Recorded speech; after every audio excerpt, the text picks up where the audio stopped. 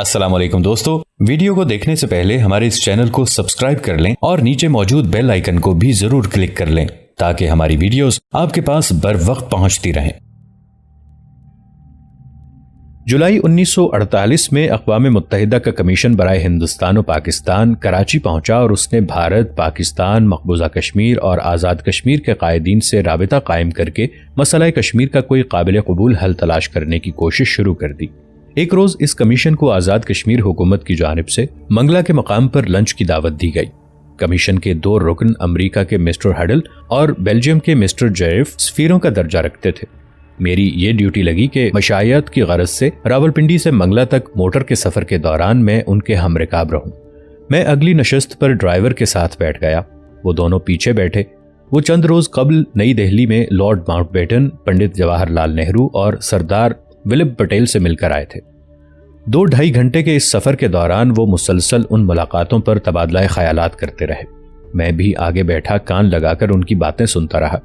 ان کی گفتگو سے میں نے اندازہ لگایا کہ بھارتی قیادت نے چکنی چپڑی باتیں کر کے ان دونوں کو کسی طرح سے یہ باور کرایا ہے کہ مقبوضہ کشمیر میں ہندوستانی فوج صرف دفاعی غرض و غایت سے بیٹھی ہے اور آزاد کشمیر میں پاکستانی اور آزاد افواج کا واحد مقصد جارحیت اور ملک گیری ہے۔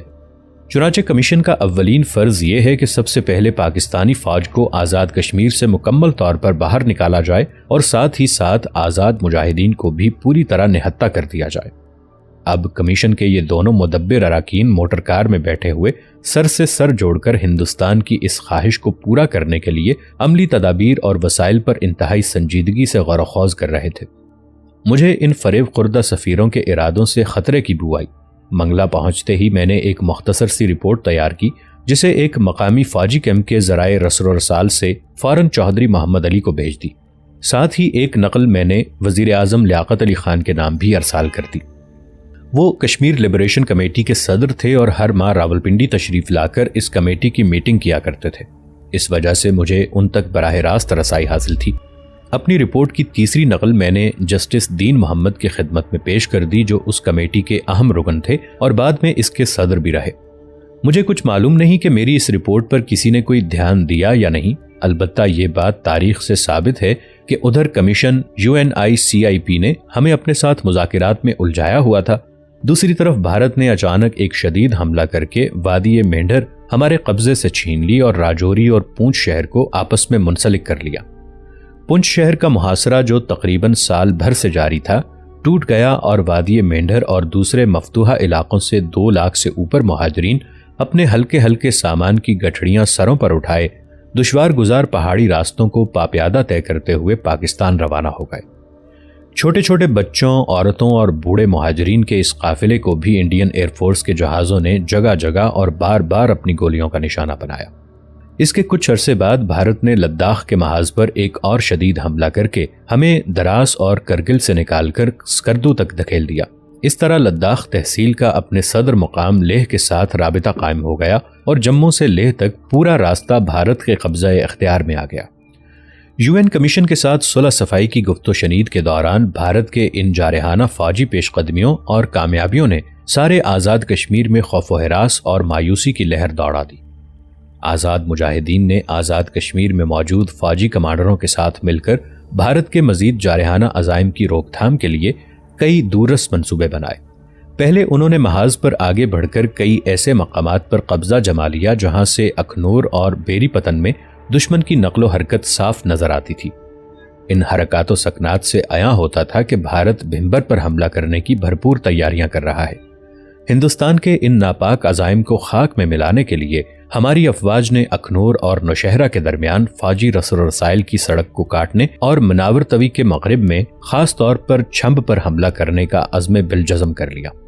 لیکن اے بسا آرزو کے خاک شدہ، خدا جانے اس منصوبے کی بھنک ہندوستان کے کان میں پڑ گئی یا اس کا علم UNO کمیشن والوں کو ہو گیا کہ دسمبر کے دوسرے نصف میں کراچی سے اچانک چودھری غلام عباس اور سردار ابراہیم کو بلاوا آ گیا۔ میں بھی ان کے ہمراہ کراچی گیا۔ وہاں پر وزیر اعظم لیاقت علی خان کے ہاں ایک ہنگامی میٹنگ تھی جس میں وزیر خارجہ چودھری ظفر اللہ خان بھی موجود تھے۔ میں خود تو اس میٹنگ میں موجود نہ تھا، لیکن بعد ازاں اس کا احوال چودھری غلام عباس کی زبانی سنا۔ دونوں کشمیری لیڈروں کو حکومت پاکستان کے اس فیصلے سے آگاہ کیا گیا کہ کشمیر میں جنگ بندی کی تجویز مان لی گئی ہے اور سیز فائر کے احکامات 1 جنوری 1949 سے نافذ ہو جائیں گے۔ یہ فیصلہ کشمیری لیڈروں سے مشورہ کیے بغیر اور ان کو اعتماد میں لیے بغیر ہی کر لیا گیا تھا۔ غالباً دونوں لیڈر چھمب پر حملے کی تیاریوں سے کسی قدر آگاہ تھے، اس لیے چودھری غلام عباس نے دریافت کیا کہ اس خاص موقع پر جنگ بندی کا فیصلہ تسلیم کرنے میں کون سی خاص وجوہات یا مصلحتیں ہیں۔ اس موضوع پر چودھری غلام عباس اور چودھری ظفر اللہ خان میں خاصی گرما گرم بحث ہو گئی، بلکہ تلخ کلامی تک نوبت آ گئی، لیکن فیصلہ اپنی جگہ برقرار رہا اور دونوں کشمیری قائدین اپنا سا منہ لے کر کراچی سے واپس آ گئے۔ وہ دن اور آج کا دن 1 جنوری 1949 سے مسئلہ کشمیر UNO کی قدیمی دستاویزوں کے محافظ خانے میں سال بسال جمع ہو کر مقفل ہوتا چلا گیا۔ پھر 1966 میں اسے معاہدہ تاشقند کے تابوت میں ٹھونس دیا گیا۔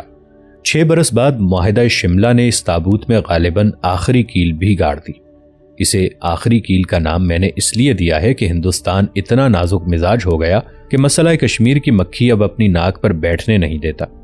اگر ہم کسی بین الاقوامی فورم پر مسئلہ کشمیر کا ذکر تک کر بیٹھیں تو بھارت کو پاکستان کی سرحدوں پر جنگ کے بادل منڈلاتے ہوئے نظر آتے ہیں، اور کشمیر کا نام لینا ہندوستان کے اندرونی معاملات میں دخل دینے کے مترادف ہو گیا ہے۔ ہم آہ بھی کرتے ہیں تو ہو جاتے ہیں بدنام، وہ قتل بھی کرتے ہیں تو چرچا نہیں ہوتا۔